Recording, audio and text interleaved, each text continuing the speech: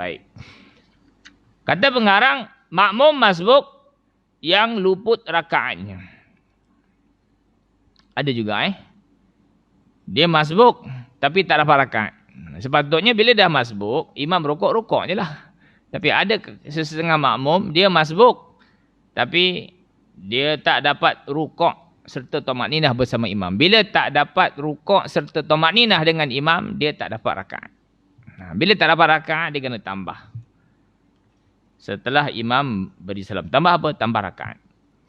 Kata pengarang rahimahullahu ta'ala, bagi makmum yang masbuk, jika kerana hendak menyempurnakan Fatihah, sepatutnya bila dah masbuk, tak perlu sempurnakan Fatihah.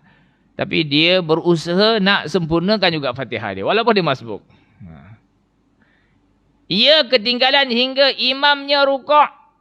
Kemudian bangkit daripada rukuk. Imam dah rukuk, dia makmum masbuk. Imam rukuk, dia tak rukuk. Dia baca lagi Fatihah. Ihdinas siratal mustaqim, siratal ladzina an'amta 'alaihim. Imam pun bangkit daripada rukuk. Sami'allahu liman hamidah.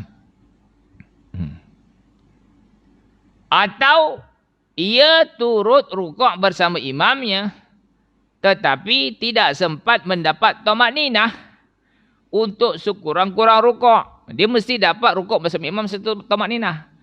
Di imam rukuk, dia masih teruskan Fatihah dia. Ihdinas siratal mustaqim, siratal ladzina an'amta 'alaihim ghairil maghdubi 'alaihim waladdallin. Amin. Dia pun rukuk.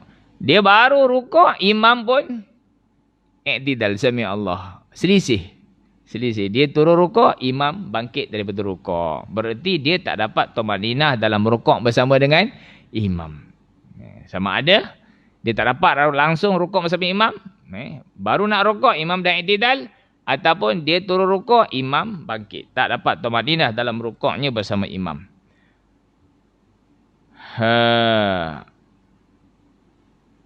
Maka luputlah rakaatnya.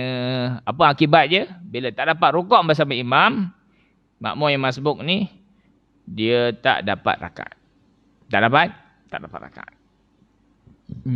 Bila tak dapat rakaat, hendaklah ditambah satu rakaat lagi selepas imam memberi salam. Habis sembahyang maghrib 3 rakaat. Oleh kerana rakaat pertama tadi dia tak dapat rukuk bersama dengan imam, ataupun dapat rukuk tapi tak dapat tamakninah dalam rukuk bersama imam, maka rakaat tu tak dikira. Imam bagi salam, Assalamualaikum warahmatullahi, Assalamualaikum warahmatullahi, dia kena bangkit.